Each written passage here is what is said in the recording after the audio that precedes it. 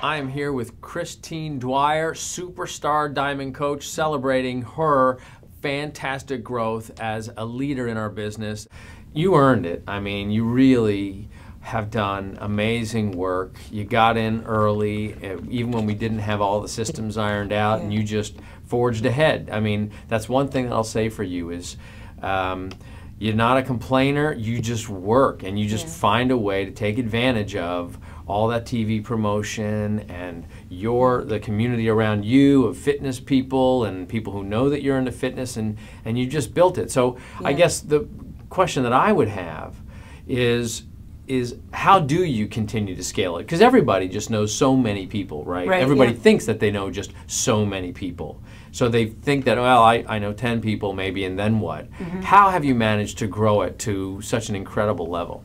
Well, initially when I first got started, I really kind of went to, I call it the backyard people, like the people that you know in your area. So you really just make a big, huge list of everyone around you in your world, and it doesn't even mean that it's the person that you actually have a relationship with. It's just someone that you come in contact with all the time. So the stores you visit, or just the person who makes your sandwich at the sandwich shop all the time. You may not know that person, but you know of that person. So initially, that was my first stopping point, was going to those types of people. But additionally, going to the people that I had relationships throughout the years and that were already living like this lifestyle. Not the lifestyle so much of being fit, but the lifestyle of being that go-to resource and being a person that just likes to help people in general, because that's what this business is all about, is just wanting to pay it forward and help someone. So those are the people that I initially went to first and told them about this business, because it's a business, but it doesn't feel like a business because we're just still doing what we love to do, is help people. That is initially how I got started, but you know, you can go through the people that you've met or have on the top of your brain fairly quickly. So I really kind of make it a point to try to just be that go-to resource and helpful for anyone, that they feel comfortable to come to me for questions. But I have kind of stepped out of a box that I'm not thinking someone has to come to me first to always make that friendship.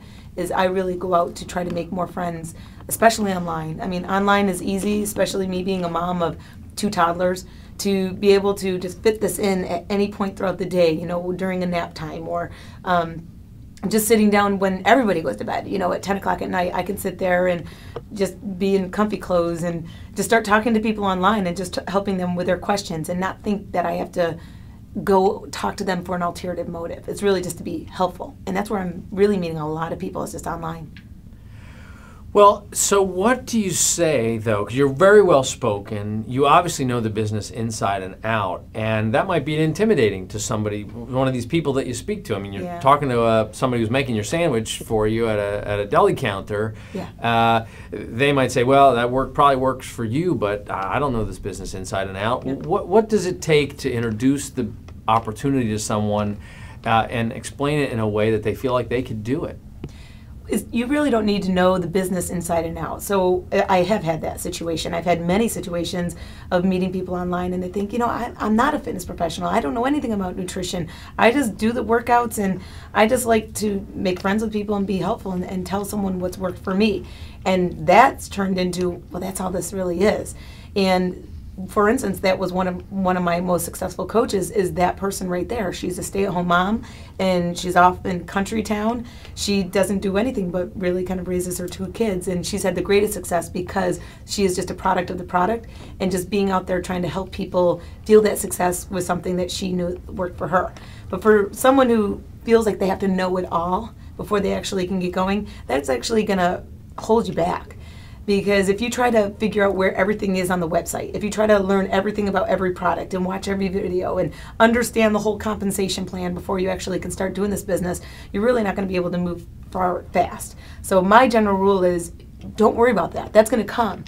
You just got to make sure that when you get started, you just, number one, be a product of the product. Choose something. It doesn't have to be everything. It could just be one thing, so that you know the company's products that you represent, and then you're going to start to feel comfortable in representing it, and you're going to feel results. You're going to be able to just talk naturally to people about it.